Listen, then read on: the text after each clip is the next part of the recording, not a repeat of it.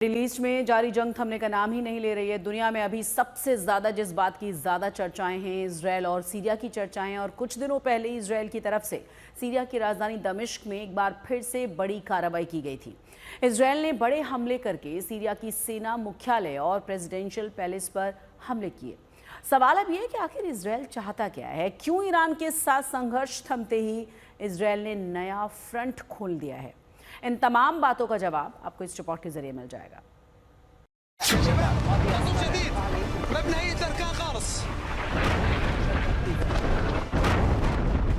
Israel के हमले से सीरिया की राजधानी दमिश्क दहल उठा। रक्षा मंत्रालय की इमारत पूरी तरह से तहस नहस हो गई। राष्ट्रपति निवास के पास दमिश्क का आसमान धुआं धुआं हो गया और पूरे शहर में मच गई अफरा तफरी। सवाल उठता है कि आखिर इजरायल ने सीरिया पर इतना बड़ा हमला क्यों किया? क्या सीरिया के बहाने इजरायल ईरान को चेतावनी दे रहा है? क्या इजरायल ने सीरिया पर बमबारी करके तुर्की को भी सख्त संदेश दे दिया है? सवाल कई है, क्योंकि दमिश्क के दहलने के ठीक बाद ईरान के विदेश मंत्री ने नेतन्याहू को सीधी चेतावनी दी। दुर्भाग्यवश ये सब पहले से ही पूरी तरह से अनुमानित था। अगला निशाना कौन सा राजधानी शहर होगा? कट्टरपंथी इजरायली शासन की कोई सीमा नहीं है और वो सिर्फ एक ही भाषा समझता है, दुनिया, जिसमें ये इलाका भी शामिल है। इजरायल के आक्रमण को खत्म करने के लिए सभी को एकजुट होना चाहिए। ईरान सीरिया की संप्रभुता और क्षेत्रीय अखंडता का समर्थन करता है और हमेशा सीरियाई लोगों के साथ खड़ा रहेगा।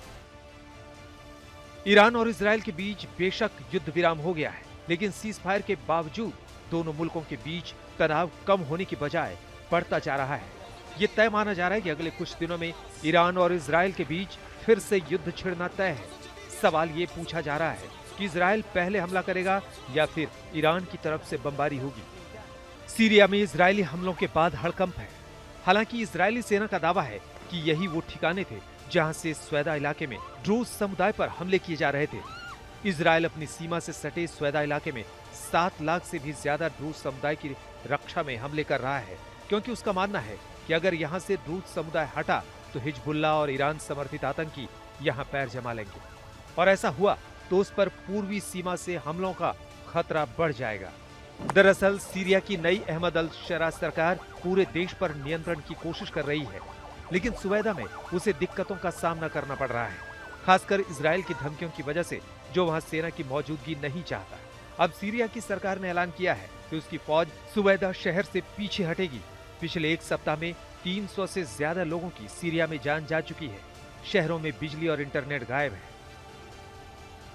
इस बीच अमेरिकी विदेश मंत्री मार्को रूबियो ने कहा है कि सभी पक्षों के बीच सहमति बनी है, लेकिन जमीनी हालात बता रहे हैं कि जंग अभी थमी नहीं है।